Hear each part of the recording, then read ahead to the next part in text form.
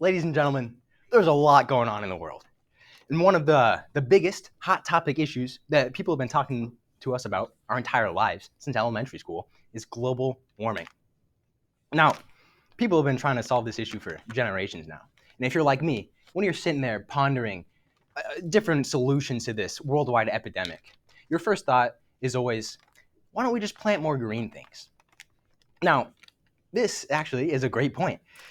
And according to discovery.com, planting CO2 recycling green plants is actually one of the best ways that we can combat global warming.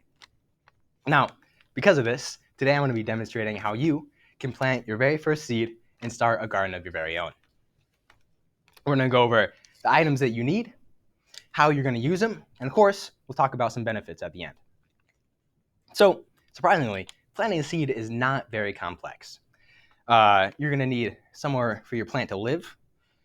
Today we're going to be using this pot. Pots are convenient, easy to move around, easy to clean, and you can use them to decorate your house. They're pretty.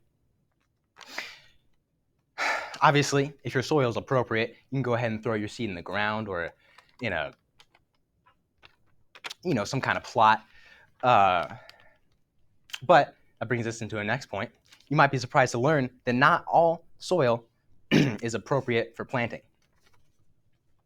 According to Penn State University, rich, fertile soil is full of nutrients like nitrogen, phosphorus, and potassium.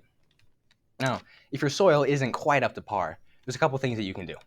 You can go ahead and buy yourself some pre-fertilized soil from a store, or you can buy the fertilizer itself. Now, you got to keep in mind that every plant is unique, and every plant's going to need a specific blend of nutrients. So you can't go too crazy with the fertilizer, as too much of any one of these items could be detrimental to the plant's health. Now, overall, you're going to need a pot, some soil, your seeds, of course, and then you top it off with some water. Now, we've established what we need to get our garden started. So let's get into how you actually do it. Here today, I've got some beautiful composted soil from my very own garden.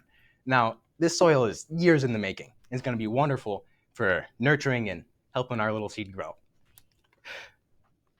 According to almanac.com, seeds, like these lettuce seeds, actually need quite a bit of light to start germinating. So we can't bury this guy too deep. To start off with, we're going to open our packet and then go ahead and dig yourself a little divot, only about an inch, half an inch deep. Nothing too crazy. I'm going to grab a couple of seeds to ensure that one of them works out. Drop a couple in there. You cover those bad boys back up. And then, final step, get some agua going. Done and dusted. Now that our seeds are planted, we should go ahead and talk about some of the benefits that can come from gardening. Now, along with providing you an excellent and very productive hobby to invest your time into, depending on what you're growing, gardening can provide you the opportunity to grow your own food, which personally I think is an extremely satisfying experience. Now, on top of that, gardening, in some studies, has actually been proven to have a wonderful impact on your mental health.